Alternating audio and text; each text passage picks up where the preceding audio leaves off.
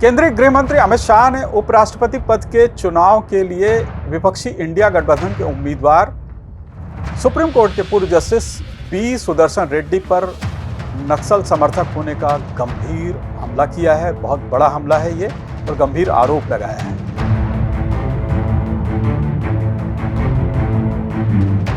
उनसे पहले छत्तीसगढ़ के उप मुख्यमंत्री और गृह मंत्री विजय शर्मा भी जस्टिस सुदर्शन रेड्डी को नक्सल समर्थक बता चुके हैं। अमित शाह और विजय शर्मा ने जस्टिस रेड्डी पर 2011 के फैसले को आधार बनाकर हमला किया है। यह फैसला जस्टिस सुदर्शन रेड्डी ने जस्टिस एस निज्जर के साथ दिया था। यह फैसला बस्तर में अराजकता का पर्याय बन चुके सलवा जुलूम से संबंधित था। इसमें जस्टिस सुदर्शन रेड्डी और जस्टिस निज्जर की पीठ ने इसे सलवा जुलूम को असंवैधानिक करार दिया था। और दिलचस्प ये है कि सलवा जुलूम का उस समय जो विरोध करने वाले लोग थे उनमें राज्यसभा के उपसभापति हरिवंश भी थे। नमस्कार, मैं हूं सुदीप ठाकुर और आप देख रहे हैं द लेंस। इस वीडियो में हम इसी पर चर्चा करेंगे। हरिवंश यानी हरिवंश नारायण सिंह 2014 में पत्रकारिता छोड़कर राजनीति में आए। तब वो प्रभात खबर के संपादक हुआ करते थे और 2018 से वह राज्यसभा के उपसभापति हैं। हरिवंश 2006 को बस्तर में सलवा जुलूम के कारण उपजी हिंसा का जायजा लेने गए एक इंडिपेंडेंट सिटीजन इनिशिएटिव का हिस्सा थे। इस दल ने दक्षिण बस्तर के गांव के जमीनी हालात को देखने के बाद एक विस्तृत रिपोर्ट तैयार की थी।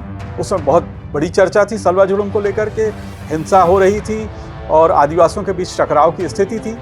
हरिवंश, जैसा कि मैंने बताया, कि उस समय प्रभात खबर के संपादक थे और उनके साथ इस दल में जाने माने इतिहासकार रामचंद्र गुहा, लेखिका और सामाजिक कार्यकर्ता फरहा नकवी, पूर्व नौकरशाह ES शर्मा, प्रोफेसर नंदिनी सुंदर और हिंदुस्तान टाइम्स और इंडियन एक्सप्रेस जैसे बड़े अखबारों के पूर्व संपादक BG वर्गीस भी शामिल थे। यह दल वहां बस्तर में जायजा लेने गया था। इस बारे में मैंने जब रामचंद्र गुहा से फोन पर बात की तो उन्होंने भी इस बात की पुष्टि की है कि इस दल में हरिवंश उनके साथ थे। रामचंद्र गुहा ने द लेंस से कहा, ये मैं कोट कर रहा हूं क्योंकि हम फोन रिकॉर्ड नहीं कर पाए थे उनका, तो जो रामचंद्र गुहा ने कहा वो आप सुनिए। हरिवंश सहित दल के सभी सदस्य सलवा जुलूम पर प्रतिबंध लगाने के पक्ष में थे और हम सब नक्सलियों के खिलाफ थे। हम में से कोई भी नक्सलियों का समर्थक नहीं था। हमारा विरोध इस बात को लेकर था कि पर्याप्त प्रशिक्षण के बिना अशिक्षित युवाओं को हथियार थमा दिए गए हैं। यह पूरी तरह से असंवैधानिक है।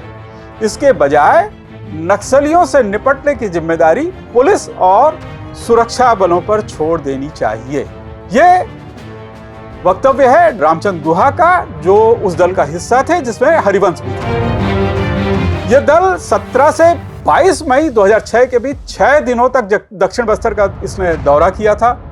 दल ने सलवा जुलूम the war in the heart of India नाम से एक रिपोर्ट तैयार की थी। इस रिपोर्ट के विस्तृत अंश सोशल साइंस के जुलाई 2006 के अंक में भी प्रकाशित हुए थे। यह रिपोर्ट हिंदी में भी इसका तर्जुमा किया गया था और भारत के गर्भ में गृह युद्ध नाम से इसका तर्जुमा किया गया था। यह रिपोर्ट भी आप चाहें तो पब्लिक डोमेन में है, आप इसे पढ़ सकते हैं। कई ऐसी वेबसाइट्स हैं जहां ये रिपोर्ट आपको मिल जाएगी, हिंदी और अंग्रेजी दोनों में।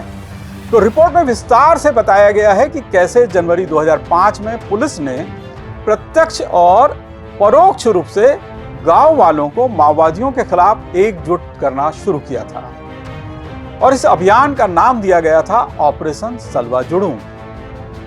इस रिपोर्ट में the work proposal for the people's government against Naxalite नामक एक दस्तावेज का भी जिक्र है। ये दस्तावेज तत्कालीन दंतेवाड़ा के तत्कालीन कलेक्टर ने तैयार करवाया था। मतलब जाहिर है कि इसमें सरकार की भूमिका थी। रिपोर्ट के मुताबिक सलवा जुलूम की सही तारीख को लेकर स्थिति स्पष्ट नहीं है, लेकिन माना जाता है और ये काफ़ी चर्चा में भी है। बहुत सारे आप लोग और सब जानते हैं, जब ये सुप्रीम कोर्ट में आया था मामला तब भी इसका जिक्र हुआ था कि जून 2005 में दक्षिण बस्तर के कुटुरू गांव से माओवादियों के खात्मे के लिए छत्तीसगढ़ विधानसभा में, ये गौर कीजिए कि छत्तीसगढ़ विधानसभा में प्रतिपक्ष के नेता और कांग्रेस विधायक महेंद्र कर्मा के नेतृत्व में सलवा जुलूम की शुरुआत की गई थी। इस पूरे अभियान को तब की छत्तीसगढ़ की भारतीय जनता पार्टी सरकार, डॉक्टर रमन सिंह उसके मुख्यमंत्री थे, उसका पूरा समर्थन था।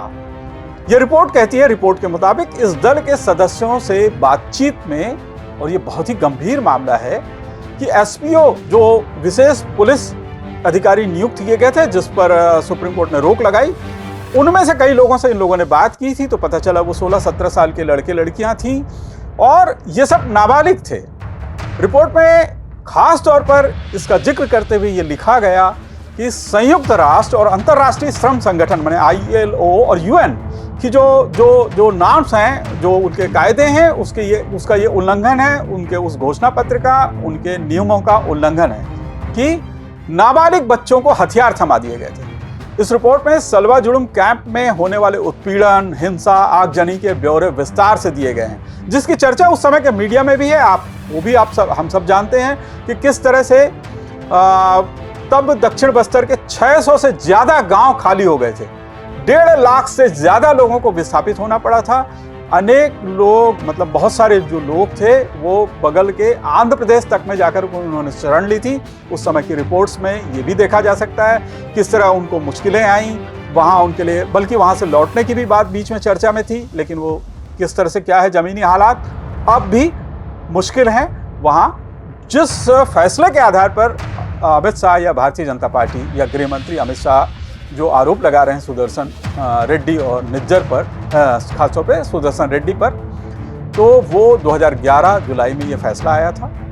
2 जजों की इनकी पीठ थी और इस फैसले में छत्तीसगढ़ के बस्तर के नक्सलियों के सफाई के नाम पर चलाए गए सलवा जुड़ुम, जिसको मतलब ये जनजागरण अभियान था, और इसके लिए जो एसपीओ तैनात किए गए थे, विशेष पुलिस अधिकारी, इनकी नियुक्ति को असंवैधानिक करार देकर उस पर रोक लगा दी थी इस पीठ ने। आप क्या सोचते हैं, क्या यह दोहरापन नहीं है कि एक ओर तो भाजपा जस्टिस रेड्डी को कटघरे में खड़ा कर रही है, दूसरी ओर सलवा जुड़ुम का विरोध करने वाले हरिवंश पर चुप है? हरिवंश आज एनडीए के साथ हैं, बेशक वो उपसभापति हैं राज्यसभा के, लेकिन वो जनता दल यू के रास्ते से ही संसद में पहुंचे हैं। क्या यह न्यायपालिका की स्वतंत्रता में दखल तो नहीं है? कमेंट बॉक्स में अपनी राय से अवगत जरूर कराएं और ऐसी ही रिपोर्ट के लिए लेंस को सब्सक्राइब कीजिए और हमारे वीडियो देखते रहिए। अगले वीडियो तक के लिए शुक्रिया।